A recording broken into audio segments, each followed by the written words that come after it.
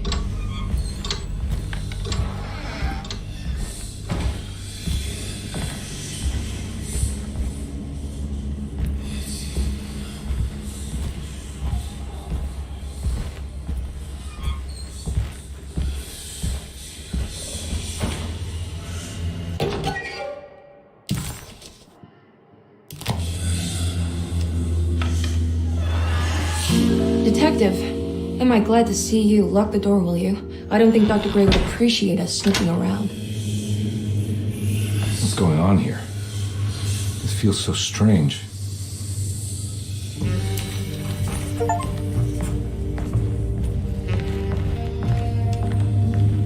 Have you found anything? What? Yeah, I've seen some things. Okay. Let me know if there is anything you want to talk about.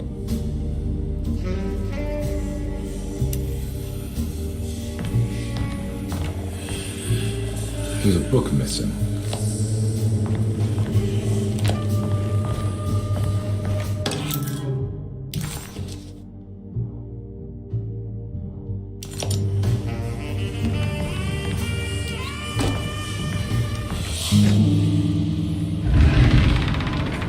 What did you do? I was just rearranging the books. Well, come on, let's check it out.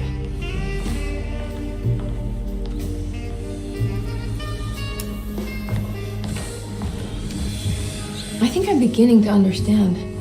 Dr. Gray is dealing with some kind of mass delusion.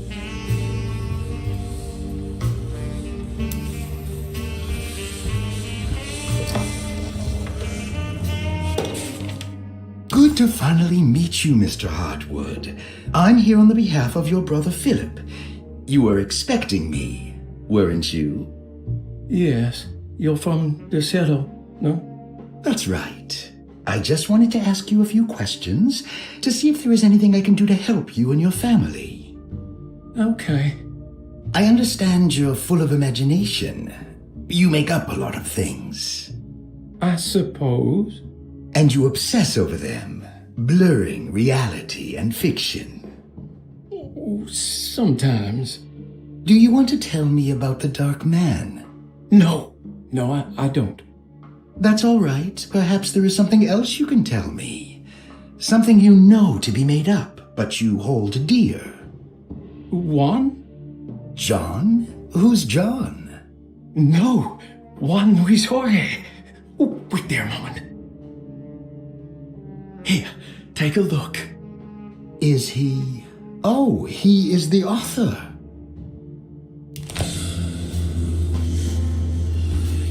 That mark on the floor looks like talisman positions, but from which direction should I look at it?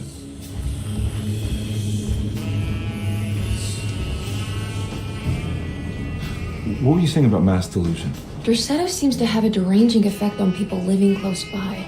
It has a history of creating cults devoted to some nature goddess. Even the name 𝓓𝓱𝓮 refers to the cult existing here before the Civil War. 𝓓𝓱𝓮 was the name of an ancient fertility goddess worshipped in Syria. Dr. Gray and his friends, however, seem to prefer the black goat of the woods with 1,000 young, or 𝓱𝓮-𝓡𝓪𝓭. And that name can only have come from my uncle's twisted mind.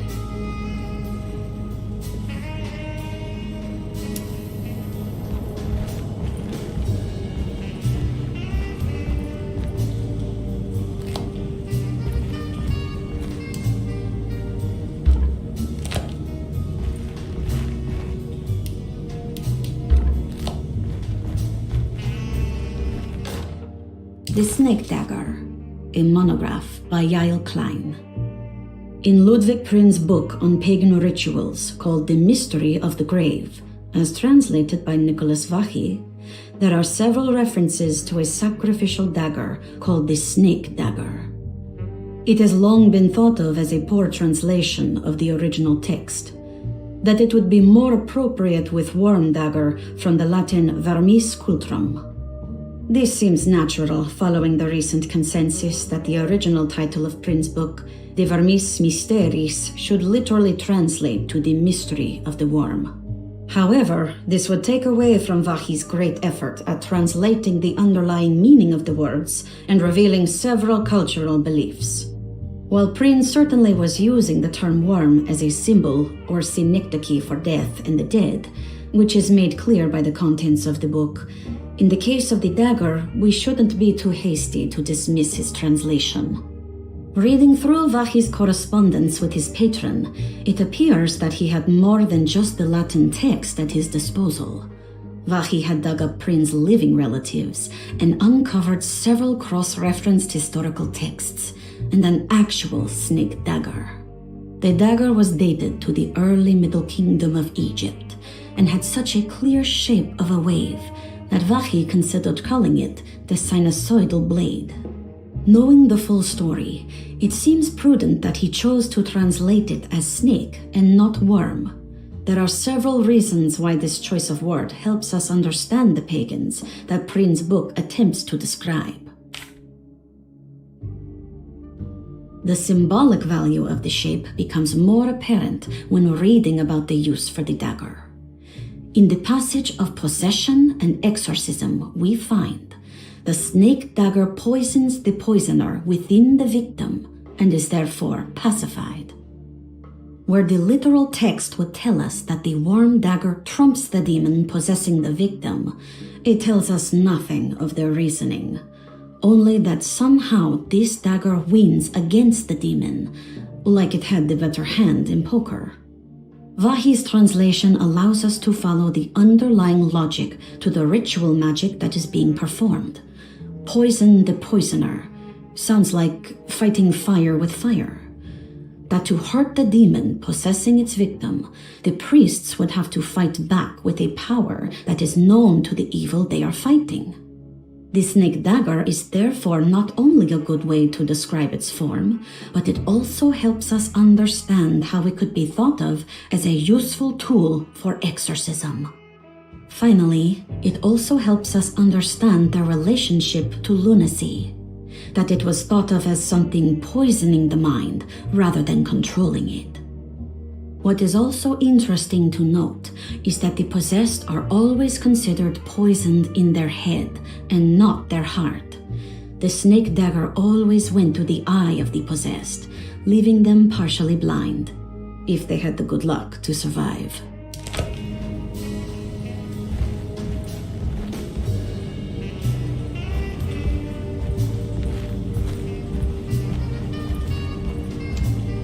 You think all of them are in this cult business?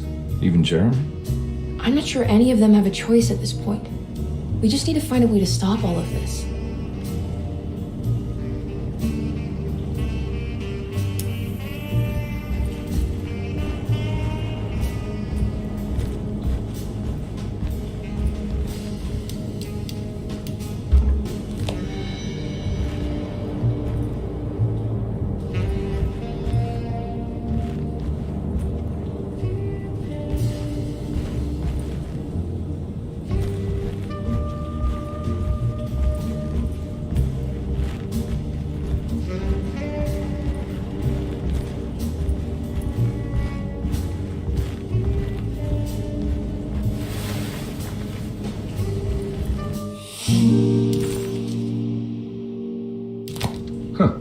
Has that been there this whole time?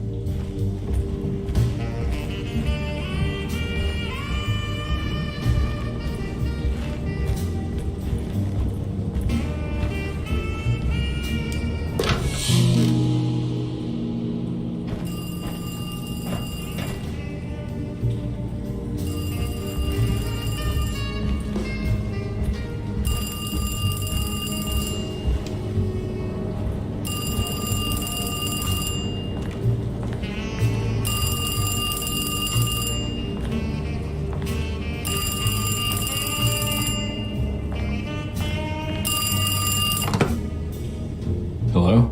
Detective Carnby? Who is this? Jeremy? Jeremy is with the Dark Man. You can't save him. Well, I've done everything you wanted so far, and there's just one more thing on the list. I expect him to keep his promise and return Jeremy unharmed. Get out, Detective, while you still can.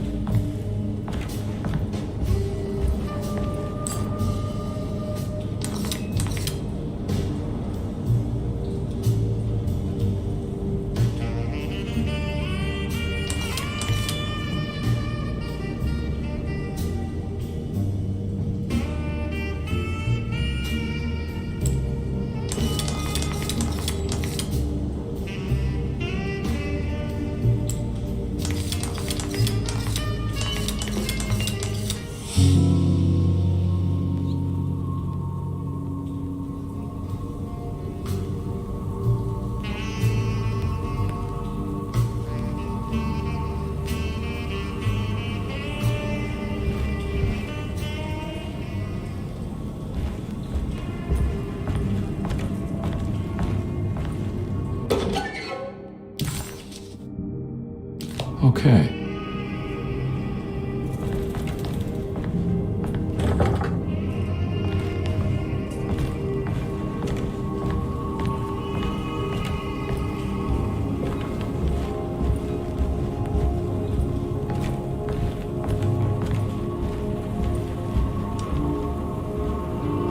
You okay? You look a little frazzled. Just stupid telephone. I know. I tried calling the police earlier. The telephone is completely dead. It's not... Yeah, no, the telephone isn't working.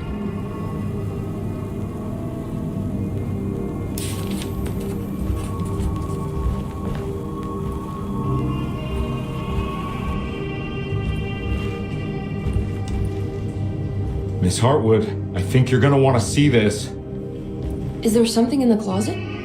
Yeah, there is. You don't see the very obvious gate leading to whatever Jeremy's madness is serving up next? I don't understand. Are you making some kind of fashion metaphor? I'm sorry, I don't have time for this. Can you just tell me what you're doing? You don't see this. It's fine. It's fine. Catch you later. Are you going inside the closet? Yeah. You got a problem with that? No. Do what you think is right, detective. Sorry, I didn't mean to. Goodbye, Miss Hartwood.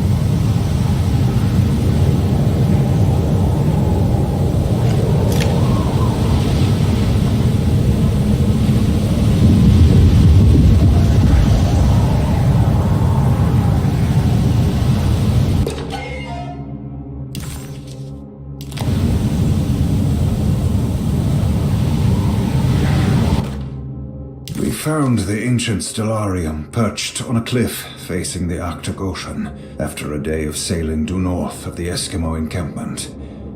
Jacob van Oostad was our most keen member of the expedition. He had been chasing down the source of a peculiar type of crystallized metal present in several sacred items among the natives on the northeast coast of Greenland. The site was a remarkable find for any explorer, and we were all enraptured in our search for enlightenment and meaning. The surviving architecture seemed almost unearthly in origin and astonishingly sophisticated. The metal Jacob was searching for was abundant, almost ubiquitous. We were so taken by our find that we were surprised by the sun falling below the horizon. As we quickly picked up our gear, ready to head back to our camp, Jacob van Oostad declared that he wanted to stay. He was adamant.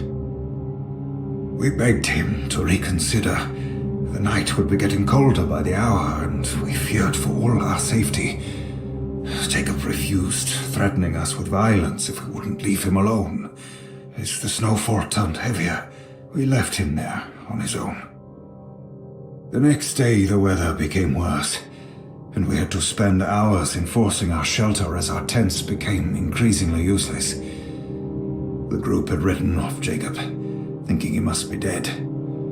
I had an urge to make one final attempt to save him, so I headed out as darkness fell with a handful of flares and headed toward the coast and up the climb, towards the stellarium. That's when I saw him, transfixed by a burning sky, that celestial lantern. Jacob keeled over and let out a painful shriek that struck me with such fear and pity. He was crying in agony, for the cold weather had ravaged his flesh. I called out to him, and he turned to face me. His vacant stare held me in place like a needle through a butterfly, and he said, "You must leave now, 𝓱𝓭. Go, and never come back." And so I left.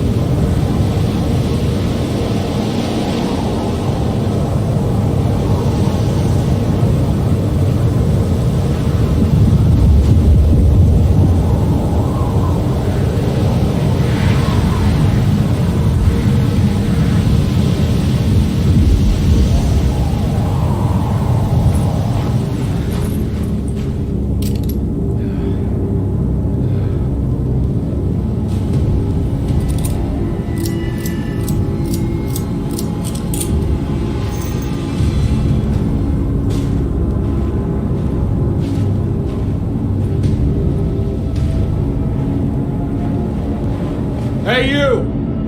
What are you doing here? What is this place?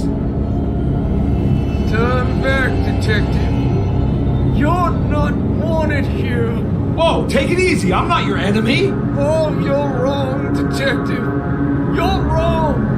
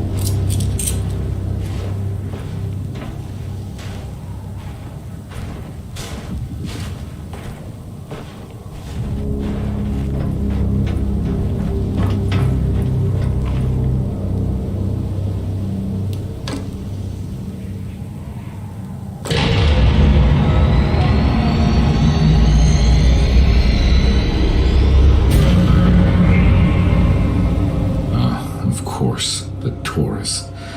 I figured you wouldn't want your stars aligned, Jeremy, or maybe that is what you need to temper that mania of yours.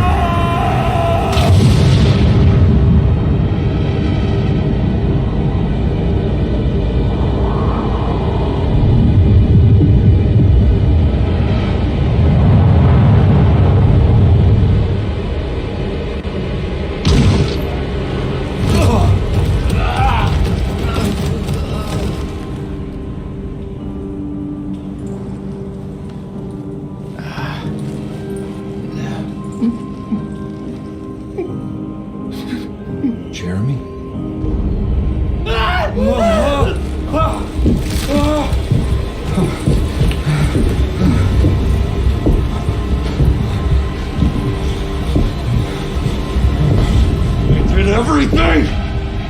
Aren't you happy? Stupid charlatan! What more do you want from me? You want me to lose my mind?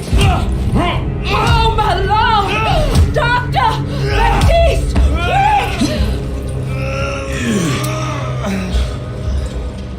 Jesus. What are you thinking, compadre?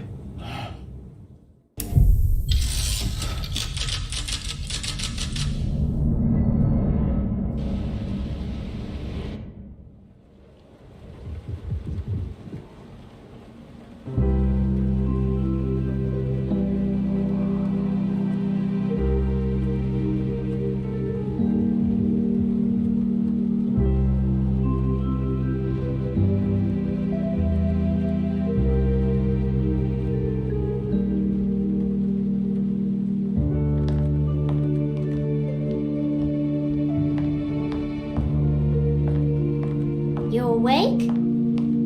You are awake. Mr. Conby's up. Hey, buddy! I thought you'd be knocked out for the rest of the night. Come on out and join us, will you?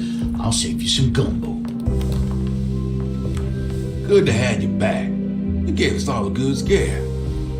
What happened? You had a psychological breakdown. Sorry for manhandling you, but you're being violent, see? You stabbed Jeremy and then punched Dr. Gray. Are they okay? Jeremy's a little strange, but everything's back to normal. Really? All thanks to you, combat. You want to try standing up?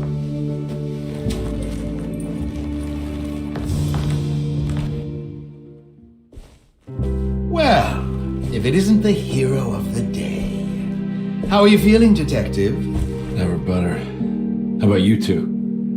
Hey, Jeremy, I didn't do too much damage, did I?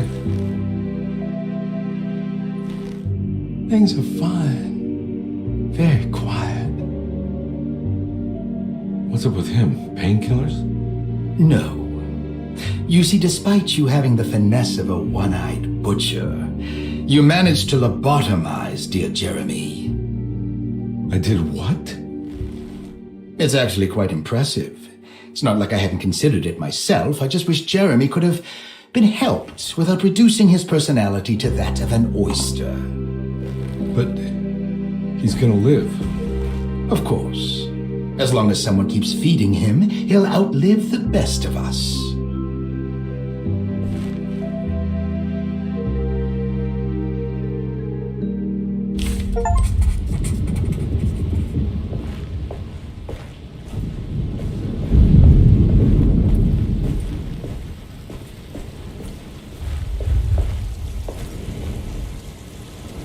Good to see you back on your feet, Detective.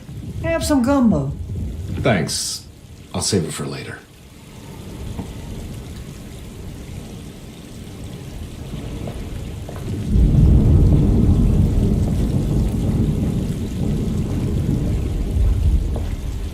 All right, tell me, what the hell's about to happen here? Every year we have a little turn the page ceremony by the tree. It's symbolical. It's like life has its cycles of grief and happiness. You know? Just like a tree facing the seasons. Things change, but remain the same.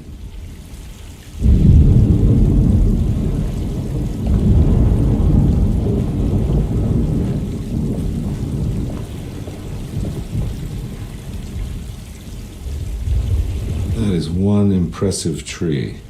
More impressive than you could ever imagine.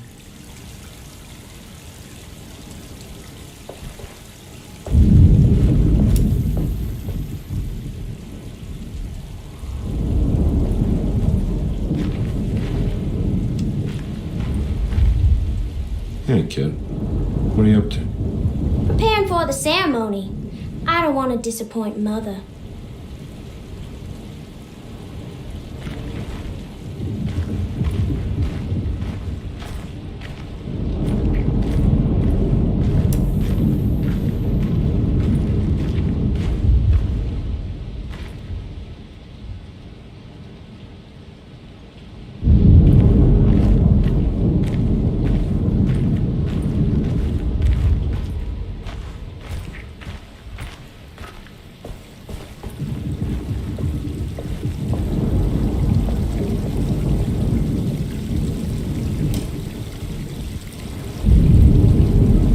Everyone knows what to do?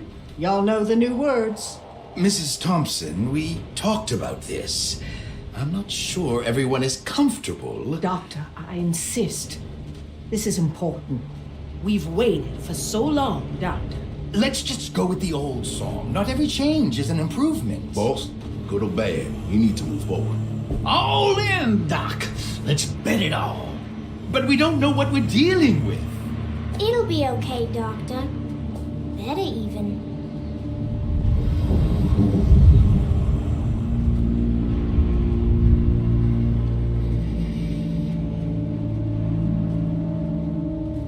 Hell with the their praises and abundance to the black goat of the woods. Hear us, mother. Take pity on us. Take pity on us. Ever their praises and abundance to the black goat of the woods. Hear us, mother, and take pity on us. Take pity on us. Ever their praises and abundance to the black goat of the woods. Hear us, mother, and take pity on us.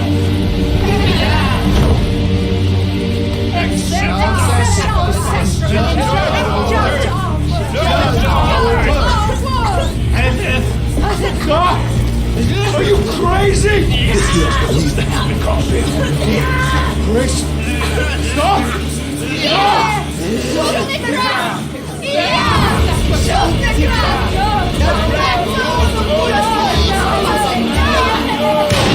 Stop in the ground!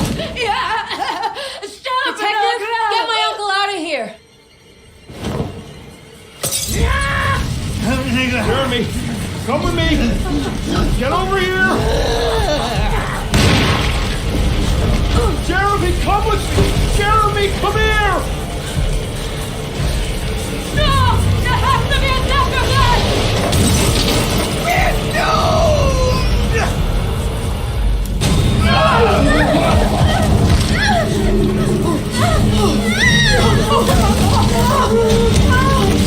Jeremy! Come on.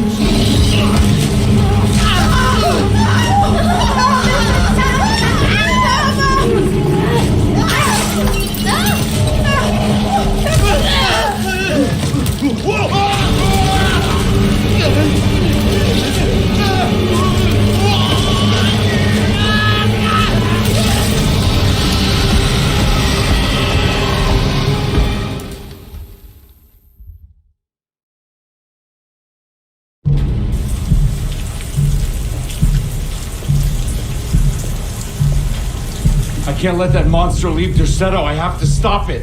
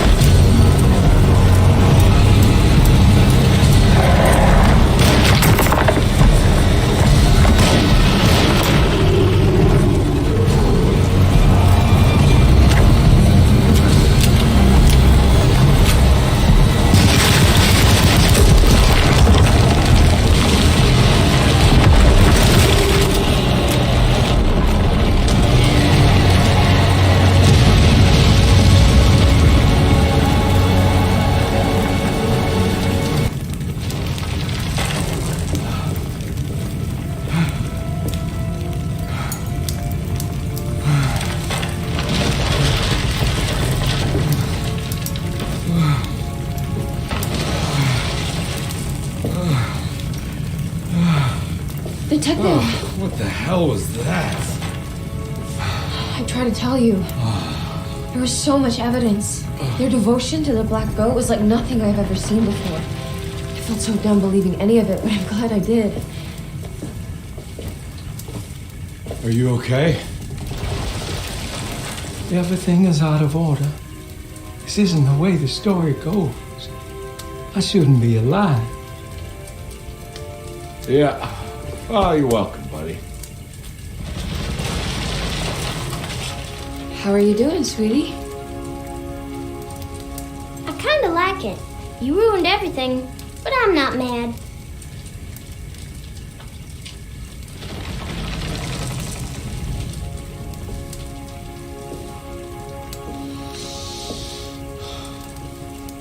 All right, you ready to head back to New Orleans?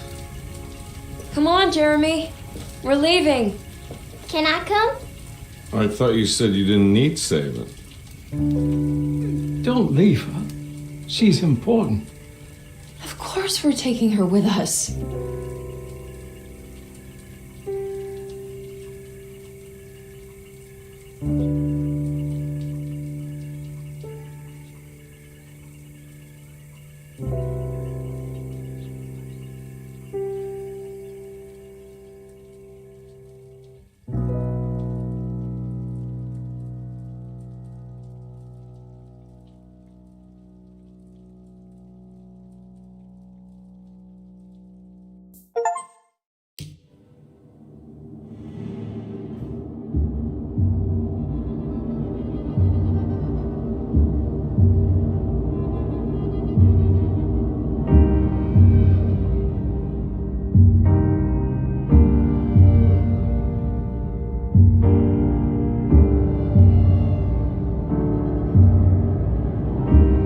All our good intentions aside.